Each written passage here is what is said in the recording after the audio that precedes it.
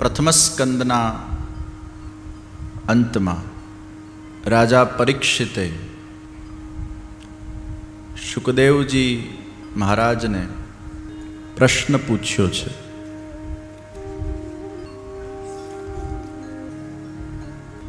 હે શુકદેવજી, મરણાસન ઉપર જે વ્યક્તિ બેઠેલો હોય એને શું કરવું જોઈએ? શુકદેવજી આ પ્રશ્નને ખૂબ વખાણ્યા છે. વાહ परीक्षित, तूने जो ये प्रश्न किया है वो तो लोकहित का प्रश्न है.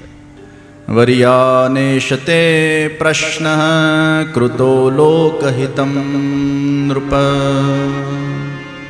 आत्मवित् सम्मतः पुंसान् श्रोतव्यादिषु यः परः. મરણાસન ઉપર બેઠેલા વ્યક્તિએ શું કરવું જોઈએ, એનું કર્તવ્ય શું છે? આપણને એમ લાગે કે શું પરીક્ષિત જ ખાલી મરણાસન પર બેઠા છે? આપણે કયા આસન પર બેઠા છે? આ વિશ્વના કોઈ પણ વ્યક્તિને પૂછવામાં આવે તમારી સેફટી શું? કેટલાય બોડીગાર્ડ લઈને ફરે, 10 હટ્ટા કટ્ટા બોડીગાર્ડોને પોતાના સાથે રાખે, પણ એ બોડીગાર્ડોના વચ્ચે અગર એનું હાર્ટ બંધ થઈ જાય તો શું કરો? આ દુનિયામાં આપણી સેફટી નથી. अकेले परीक्षित राजा ही नहीं, हम सब मरणासन पर बैठे हुए हैं. परीक्षित राजा तो हजी भाग्यशाળી છે કે એમને ખબર પડી ગઈ કે 7મા દિવસે મારું મૃત્યુ આવવાના છે. આપણે તો અભાગીઓ છીએ કે આપણને એ પણ નથી ખબર કે આપણે કાલે જીવીશું કે નહીં. ઋષિએ શ્રાપ આપ્યો કે 7મા દિવસે તક્ષક તને ડંસ મારશે, તો એટલું તો નક્કી થઈ ગયું કે 7 દિવસ મારા પાસે છે. અહીંયા બેઠેલો કોઈ પણ વ્યક્તિ એમ કહી શકે કે હું કાલે જીવીશ જ? જિંદગી કા કોઈ ભરોસા નહીં. ક્યારે આપણી શ્વાસ બંધ થઈ જાય ને આપણે કેટલાય એવા દાખલાઓ આપણા જીવનકાળના અંદર જોયા, અને હમણાં જ કોરોના કાળમાં આપણે જોયું કેટલા યુવાનો, કેટલા બાળકો, કેટલા વડીલો શ્વાસ બંધ થઈ ગઈ. તો जीवन का कोई भरोसा थोड़ा है. कब हमारी समाप्ति हो जाए वो हमें पता नहीं. काળ આવે ને ત્યારે એ કાળ સામે કોઈનું ચાલતું નથી ઈશ્વર સિવાય. ઈશ્વર તમારા મૃત્યુને ધકેલી શકે છે. ઘણીવાર બહુ જ કોઈ માંદું પડ્યું હોય, હોસ્પિટલાઇઝ્ડ હોય, ક્રિટિકલ કન્ડિશનમાં હોય, પછી આપણે એમના પાછળ મંત્રો કરીએ, જાપ કરીએ, અનુષ્ઠાનો કરીએ. ઠાકોરજીને ઘણા વિનંતીઓ કરે, હે પ્રભુ હજી થોડોક સમય આને જીવાડી આપ. જુવાન છોકરાઓના એક્સિડન્ટો થાય, આમ જન્મ અને મૃત્યુના વચ્ચે ઝોલા ખાતા હોય. એવું પણ બની શકે કે એમનું આયુષ્ય પૂરું પણ થઈ ગયું હોય, પણ છતાંય ક્યાંક કોઈક એવા મંત્રોથી, એવા આશીર્વાદોથી અને વિશેષ પ્રભુની ઈચ્છાથી એને જીવનદાન મળી જતું હોય છે. ભગવાન એને એક્સટેન્શન આપી દે છે. અને ઘણા લોકો મને કહેતા હોય, અમે તો મૃત્યુના મુખમાંથી પાછા આવીએ છીએ, અમે તો પહોંચી જ ગયા હતા. આફ્રિકાના અંદર એક જગ્યાએ મારી પધરામણી હતી, તો એક બહેને મને કીધું કે હું આપને આ હકીકત ઘટના કહું છું, આ કોઈ સ્વપ્ન નથી, પણ ખરેખર મેં મારું મૃત્યુ જોયું. હું શરીરમાંથી બહાર નીકળી અને વળી પાછું શું થયું, પાછી શરીરમાં જતી રહી. ઘણીવાર આવા અનેક અનુભવો લોકોને થતા હોય છે. આવા ઘણા ટેસ્ટિમોનિયલો પણ ઉપલબ્ધ છે કે એની બી અનુભૂતિ થઈ હોય કે શરીરમાંથી બહાર નીકળી ગયા અને વળી પાછા અંદર. મૃત્યુ થઈ જ ગયું હતું અને પાછું જીવનદાન મળી ગયું. ઈશ્વરના હાથમાં છે કોણે કેટલું જીવાડવું અને ક્યારે ઉપર બોલાવી લેવા. આપણા હાથમાં તો કંઈ જ નથી.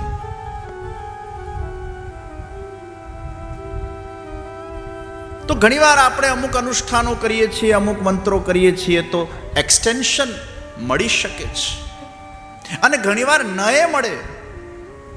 ઈશ્વરે નિર્ધાર કર્યું કે ના, બસ હવે મારે આને બોલાવી જ લેવો છે, પછી એ ઈશ્વરની ઈચ્છા સામે પછી કોઈનું ચાલતું નથી. તમે ગમે તેટલી આજીજી કરો, ઈશ્વરનો નિર્ધાર પછી ન બદલાય. તો કોઈક વાર એક્સટેન્શન મળી જાય, અને એટલે જ આપણે ઘણીવાર એવું જોયું છે કે માંદા વ્યક્તિ હોય અને પછી આશીર્વાદથી, મંત્રોથી એને વિશેષ ઉર્જા પ્રાપ્ત થાય. ઘણા લોકો તો પોતાનું આયુષ્ય સંકલ્પ કરીને આપી દેતા હોય છે, એવું પણ જોવા મળ્યું છે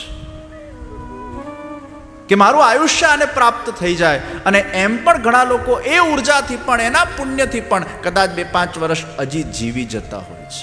આવા પણ દાખલાઓ છે સમાજમાં કે આયુષ્યનું દાન કરેલું હોય છે.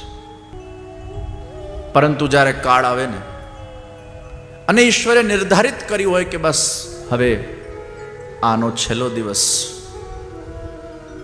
કદાચ આપણે બચવાના હોઈએ ને તો એ નથી બચી શકતા.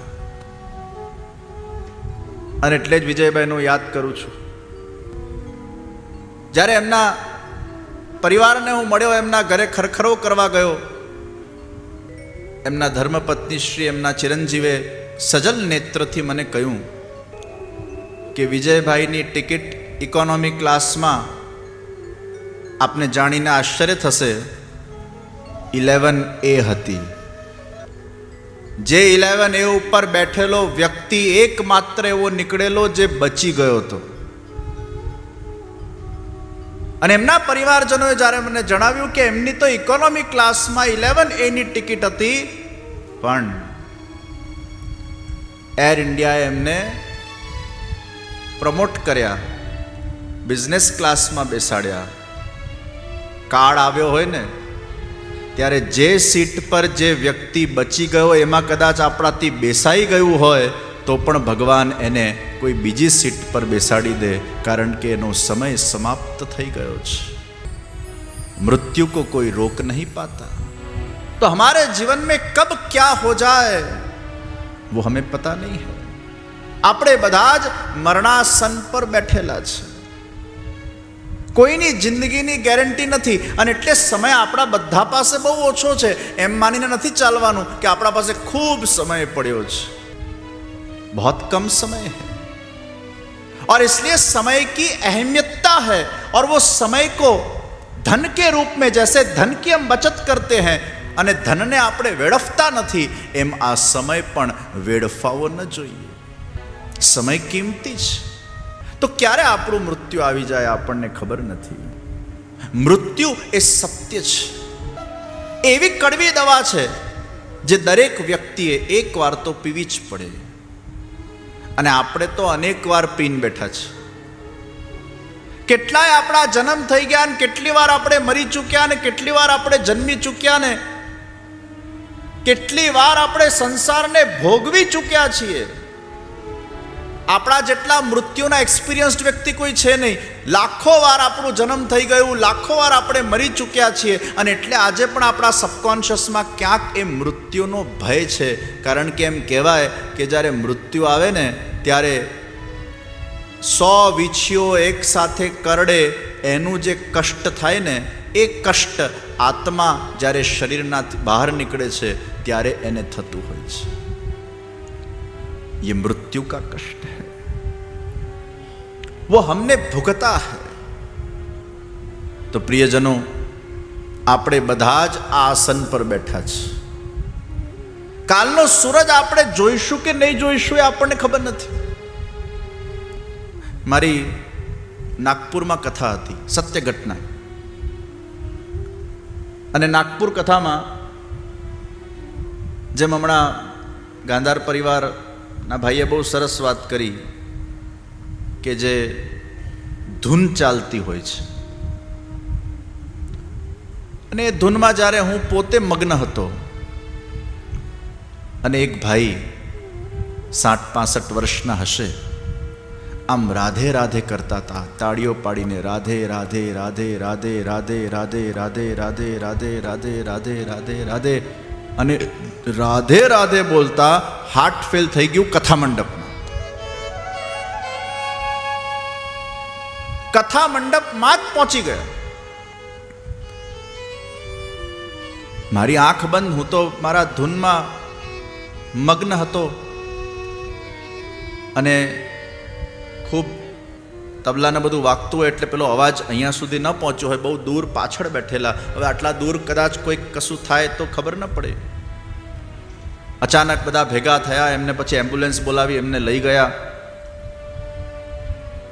અને પછી બીજા દાડે સમાચાર મળ્યા કે ભાઈ પહોંચી ગયા.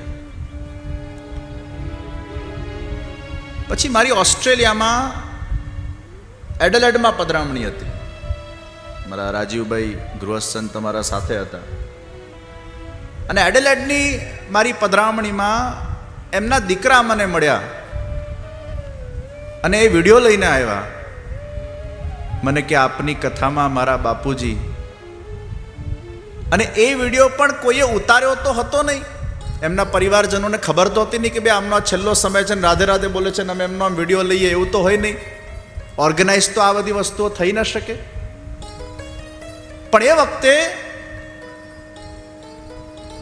જે ટીવી ઉપર કથા આવતી હતી એમાં પણ કથા ચાલતી હતી, અને એમાં વિડીયો એમના ઉપર કંઈક હશે. જેમ ઘણીવાર કથા ધૂન ચાલતી હોય તો આપ લોકો ઉપર કેમેરો ફરતો હોય, એમ એમના ઉપર એ વખતે કેમેરો ફર્યો, અને એ વખતે વિડીયોમાં એક કેપ્ચર થયું કે રાધે રાધે જપતા જપતા એ જ વખતે એમનું દેહાંત ત્યાં ને ત્યાં જ એ ગબડી પડ્યા. અને એ વિડીયો લઈને એમના દીકરાએ મને બતાડ્યું. મને કે જે મારા પિતાશ્રી સાથે આવું કેમ થયું? મેં કીધું આ તો બહુ જ શુભ મૃત્યુ કહેવાય કે કથા મંડપમાં કથા સાંભળતા સાંભળતા રાધે રાધે બોલતા બોલતા અગર કોઈનો દેહ છૂટી જાય એનો તો ત્યાં જ ઉદ્ધાર થઈ ગયો કહેવાય. ઠાકોરજી એને પોતાના ધામમાં જ બોલાવી લેતા હોય. આવું મૃત્યુ કોને ના ગમે? ये तो शुभ और श्रेष्ठ मृत्यु है. જીવનનો ક્યાં ભરોસો છે? એ બહુ દુઃખી થયા કે અમને અમારા પિતાશ્રી માટે બહુ લાગણી હતી, ઈશ્વરે આવું નહોતું કરવા જેવું. હજી 10, 15, 20 વર્ષ કદાચ અમને એમનું સાનિધ્ય મળતે, પણ જેવી પ્રભુની ઈચ્છા. મેં એમને કીધું તમે જરાય ચિંતા નહીં કરો, તમારા પિતાશ્રી જ્યાં છે ત્યાં સંસારમાં હતા ને એના કરતાં પણ 100 ગણા વધારે સુખી છે. मृत्यु तो रिहाई है.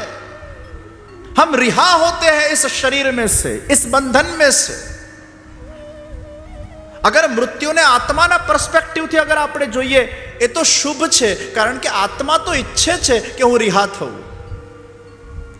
સગા સંબંધીઓ નથી ઈચ્છતા કે આપણે આ દેહ છોડીએ. કેમ?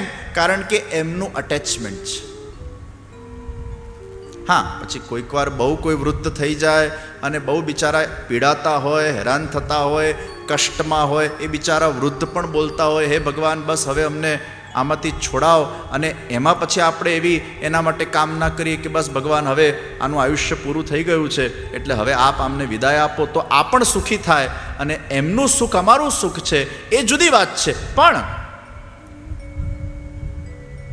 મોટા ભાગે આપણે ન ઈચ્છીએ કે કોઈ આપણો સંગાત છોડે. કેમ? કારણ કે આપણો સ્વાર્થ છે એમાં. આપણે એમ ઈચ્છીએ છીએ કે આનાથી મને સુખ મળે છે, આના વગર હું શું કરીશ, આના વગર હું કેવી રીતે જીવીશ, આના વગર મારો કોણ આધાર, આના વગર મારું કોણ છત્ર, આના વગર મારું કોણ રક્ષક, આના વગર મારો કોણ પોષક. આમાં આપણો સ્વાર્થ છે, અટેચમેન્ટ છે. એટલે આપણે ઈચ્છીએ છીએ કે ના આ રહે તો સારું. હું ઘણીવાર દાખલા આપું છું કે જેલમાં 20-25 કેદી બંધ હોય અને સાથે સજા કાટતા હોય, અને 20-25 વર્ષ સજાને થઈ ગયા હોય, અને પછી એકાદ કોઈકની રિહાઈ થાય તો પેલા 24 લોકો જે જેલમાં બેઠા હોય ને એ રડે.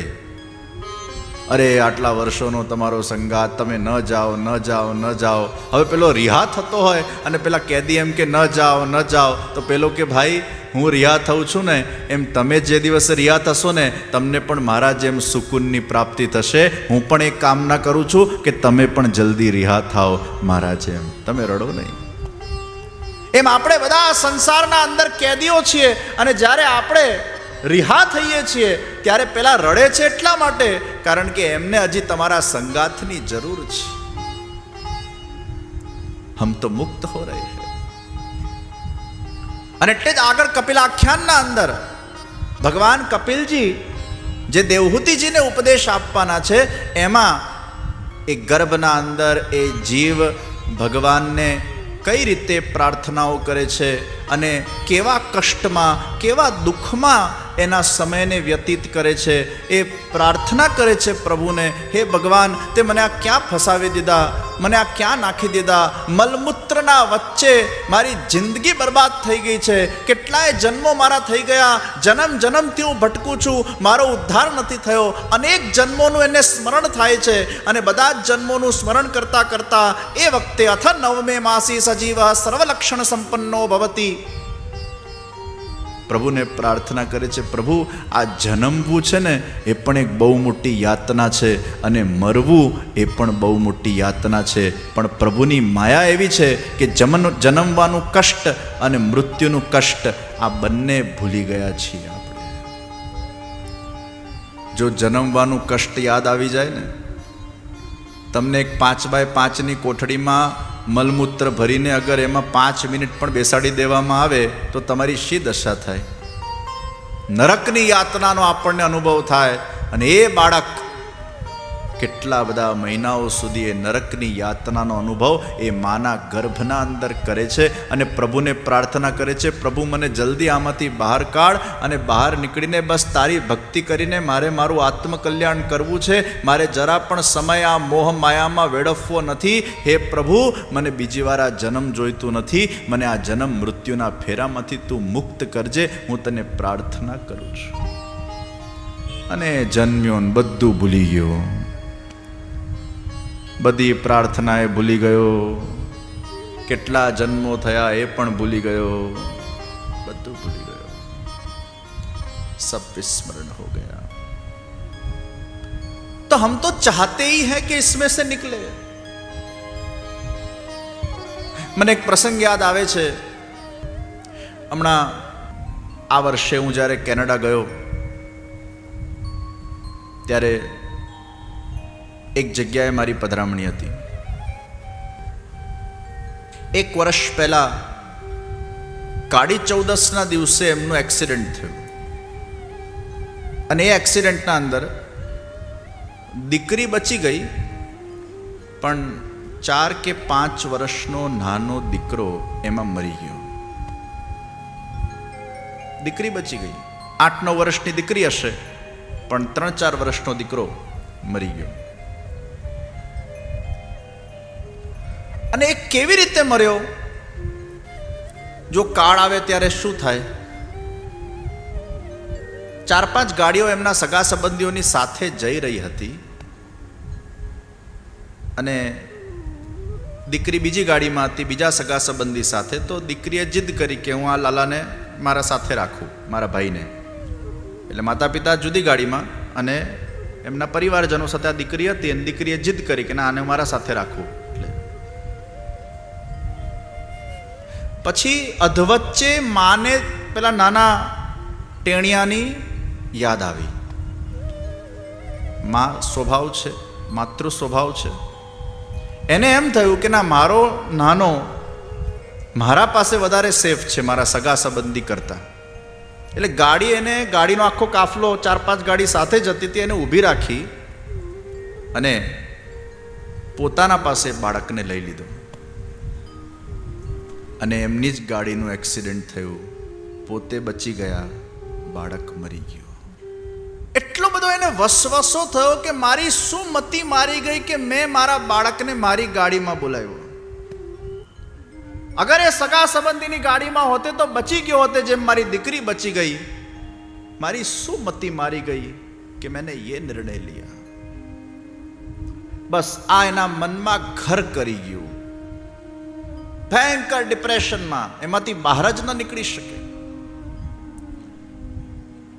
પછી એમના એક સગાએ મને ખાસ વિનંતી કરી કે આપ એમના ઘરે કેનેડા પધાર્યા છો તો પધરામણી કરો, થોડુંક એમને શાંતિ મળે, થોડુંક એમને આપ સમજાવો કે life has to move on, we have to move forward in the life. ભલે it was a big tragedy incident, a painful incident, but still we have to move on with the life. પછી એમના ત્યાં મારી પધરામણી થઈ.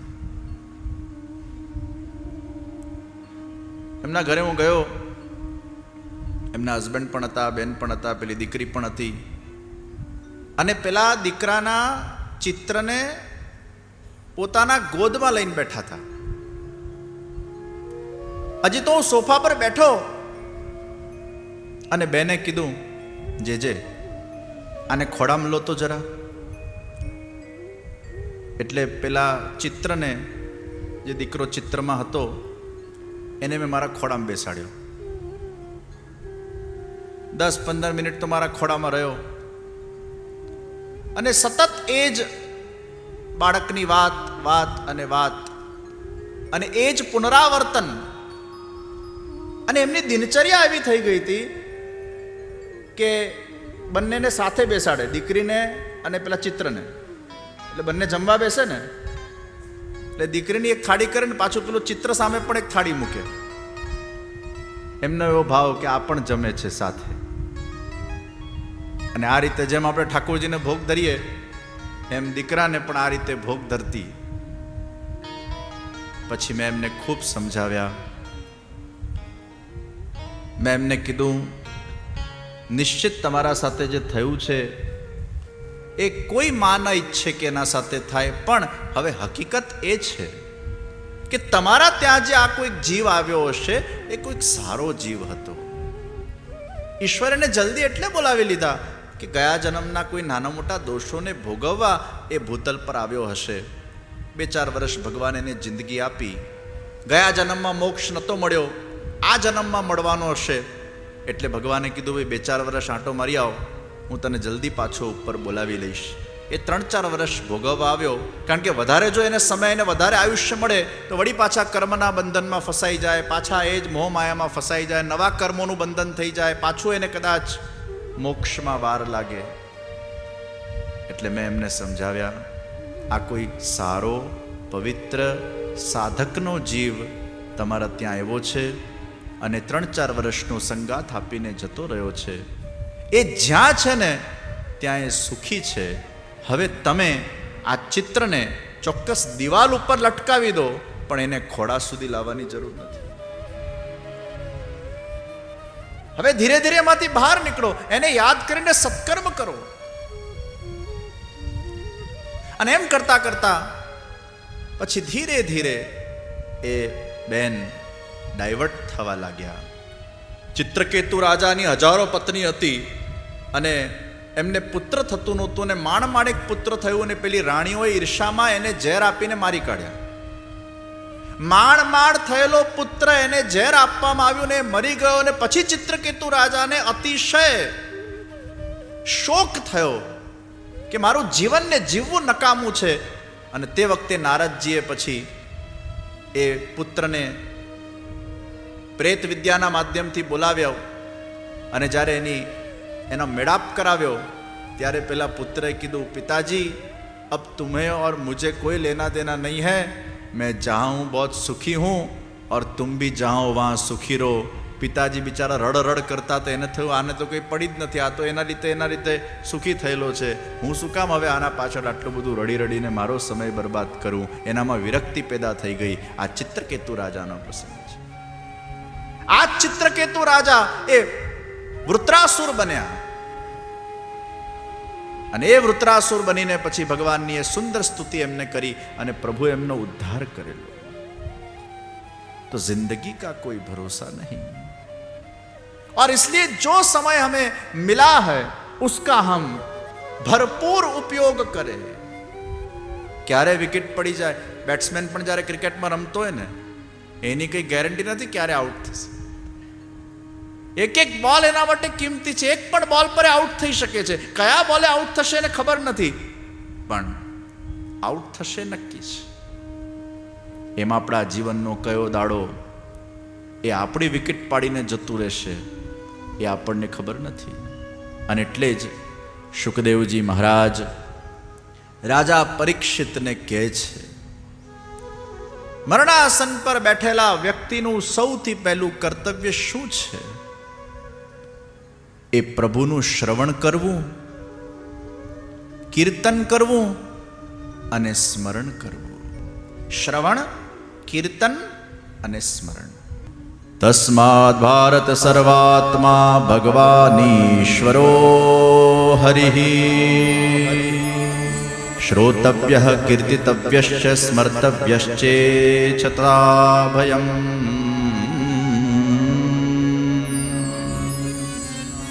સ્વરૂપે જ્ઞાતે શ્રવણમ ભવતિ, ગુણેષુ જ્ઞાતેષુ કીર્તનમ ભવતિ, લીલાયામ જ્ઞાતાયામ સ્મરણમ ભવતિ. શ્રવણ કરવાથી ભગવાનનું મહાત્મ જ્ઞાન થાય છે અને એ મહાત્મ જ્ઞાનના માધ્યમથી ભગવાનમાં આપણી ભક્તિ અભિવૃદ્ધ બને છે. તમે કથાને શ્રવણ કરો એટલે એ લીલા ચરિત્રોને શ્રવણ કરતા કરતા ધીરે ધીરે પ્રભુમાં પ્રેમ પ્રગટ થાય. મહાત્મ જ્ઞાન વગર એ વ્યક્તિનું મહત્વ ન સમજાય. અને મહાત્મ જ્ઞાન માટે શ્રવણમ.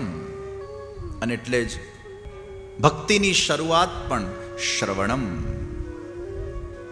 પહેલું શ્રવણ છે. કથા શ્રવણ, સત્સંગ શ્રવણ. પછી કોઈ પણ સત્સંગ હોય, સત્સંગની બહુ અહેમિયતતા છે. શ્રવણમ. સ્વરૂપે જ્ઞાતે શ્રવણમ ભવતિ, લીલાયામ જ્ઞાતાયામ સ્મરણમ ભવતિ. ભગવાનના લીલાનું સ્મરણ છે અને ભગવાનના ગુણોનું ગાન એ કીર્તન છે. એટલે સુખદેવજી આપણને બધાને આ માર્ગદર્શન આપી રહ્યા છે. परीक्षित तो निमित्त बना हुआ है, परीक्षित के लिए ये कथा तो है ही, लेकिन यह कथा सबके लिए है. और याद रखना, सुखदेव जी ने जो अपनी कथा का शुभारंभ किया उसका पहला शब्द ये वह है. અને पहला જ શ્લોકમાં સુખદેવજી કીધું, લોકહિતમ નૃપ. तुमने ये जो प्रश्न किया है वो लोकहित का प्रश्न है, इसलिए ये जो कथा मैं तुम्हें सुनाने जा रहा हूं, तुम तो निमित्त बन रहे हो, लेकिन ये कथा लोकहित के लिए है. ये प्रश्न केवल तुम्हारा ही नहीं है, ये सबका होना चाहिए कि हमारे जीवन का श्रेष्ठ कर्तव्य वो क्या है. तो श्रवण, कीर्तन અને સ્મરણ, આ ત્રણ મુખ્ય વિષય છે. હે રાજા પરીક્ષિત, તું ધ્યાન કર. આખું જગત એ વિરાટ પુરુષ છે. આ વિશ્વ પરમાત્માનું સ્વરૂપ છે. ઓમ ભૂ ઓમ ભુવ ઓમ સ્વ ઓમ મા ઓમ જન ઓમ તપ ઓમ સત્યમ ઓમ તત્સવિતુર્વરેણ્યમ ભર્ગો દેવસ્ય ધીમહિ ધિયો યો ન પ્રચોદયાત. ઉપરના 7 લોક, નીચેના 7 લોક, અતલ વિતલ સુતલ તલાતલ રસાતલ મહાતલ પાતાળ, આ 14 લોકનું આ ભગવાનનું ઘર. તો ભગવાનના મુખથી લઈને ભગવાનના ચરણ સુધી આ 14 લોક છે. આ ભગવાનનું વિરાટ પુરુષ નું ધ્યાન કર. કાળા મેઘ એ ભગવાનના કેશ છે. જ્યારે જ્યારે તું આ મેઘને જુએ ને ત્યારે એમ ભાવ કર, આ કેવલ કાળા વાદળાઓ નથી, આ તો મારા પ્રભુના કેશ છે. નદીઓ એ ભગવાનની નાડીઓ છે.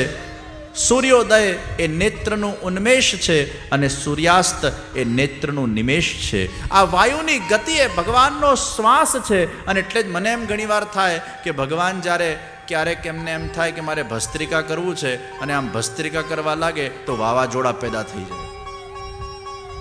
વાયુ એ ભગવાનનો શ્વાસ છે. સુખદેવજીએ બહુ સુંદર ધ્યાન વિધિ આપી છે. અને સુખદેવજીના શબ્દોમાં આપણે જો આ ધ્યાન કરીએ, કેવી રીતે સુખદેવજીએ ધ્યાનની પદ્ધતિ આપી.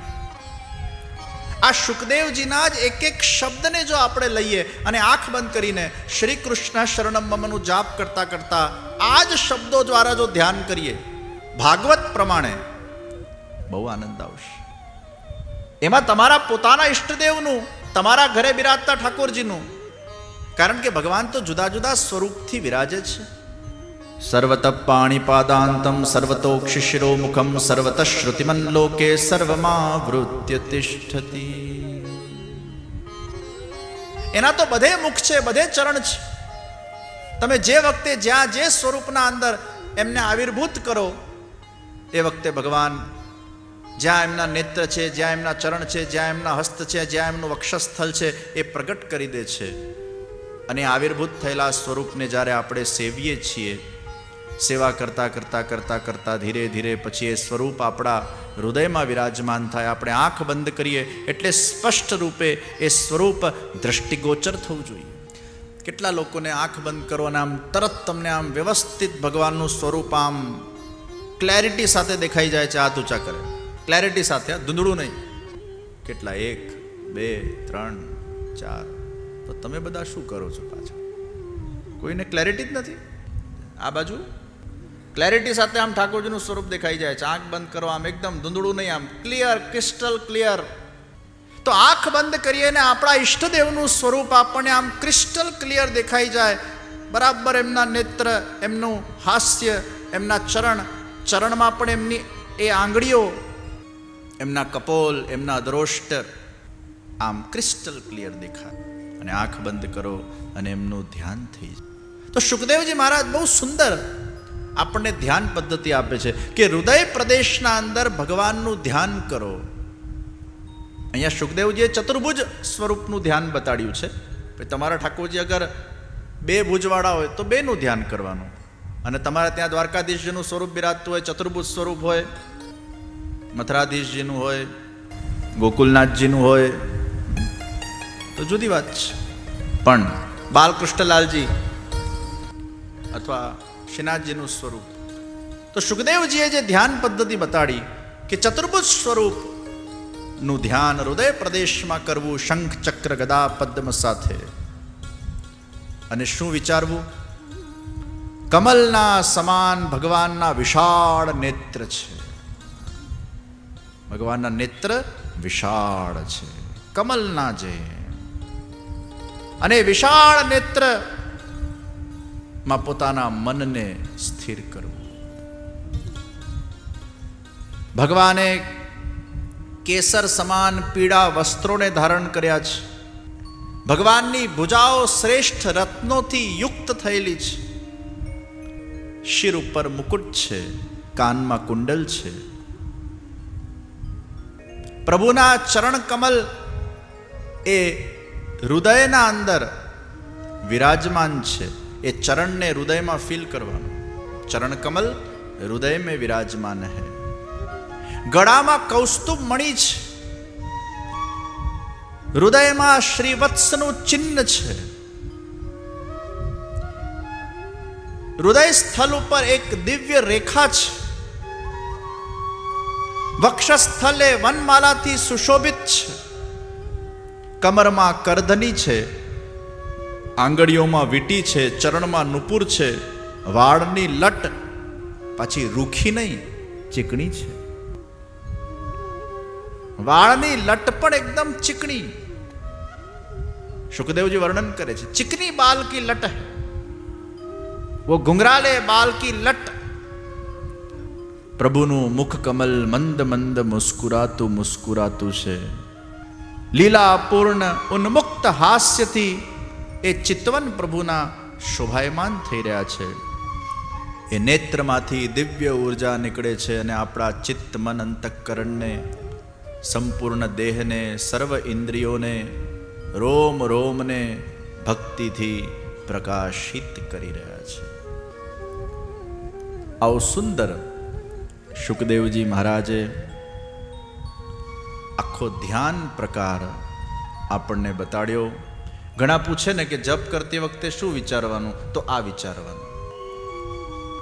જપ કરતી વખતે આપણા જ ઈષ્ટદેવનું સ્મરણ થાય, આપણા સેવ્ય સ્વરૂપનું સ્મરણ થાય અને એ જ આપણા ચિત્તમાં રહે, એ જ આપણા મનમાં રહે. જેની સેવા કરીએ ને એનું સ્મરણ થવું જોઈએ. અને કદાચ તમારે ત્યાં સેવ્ય સ્વરૂપ ન બિરાજતા હોય તો તમને આ વખતે બહુ સુંદર શ્રીનાથજીનું ચિત્ર, જે વ્રજધામ આધ્યાત્મિક સંકુલમાં બિરાજતા શ્રીનાથજી બાબા છે, એ શ્રીનાથજી તમને ઘરે ઘરે પધરાવ્યા છે. કારણ કે ઘણા કદાચ સેવા ન થઈ શકતી હોય તો એ સ્વરૂપમાં પોતાનું ચિત્ત લગાડી શકે, એમનું ધ્યાન ધરી શકે અને એ સ્વરૂપમાં પોતાના ચિત્તને નિરુદ્ધ કરી શકે. જે વલ્લભકુલના માથે જે સ્વરૂપ બિરાજતા હોય છે એમનું જ ધ્યાન કરીને તમારા ઘરના ઠાકોરજી એ પુષ્ટ થતા હોય છે. એટલે જે માથે સ્વરૂપ બિરાજતું હોય એ જ સ્વરૂપનું ધ્યાન ધરવામાં આવે છે અને એ જ તમારા ત્યાં બિરાજે છે. એટલે હવેલીમાં બિરાજતા ઠાકોરજી અને તમારા ઘરે બિરાજતા ઠાકોરજી, એમાં કોઈ અંતર ન જોવું, આ આપણી દૃષ્ટિ હોવી જોઈએ. આ બંને એક જ છે. આ જ મારા ઘરે બિરાજે છે,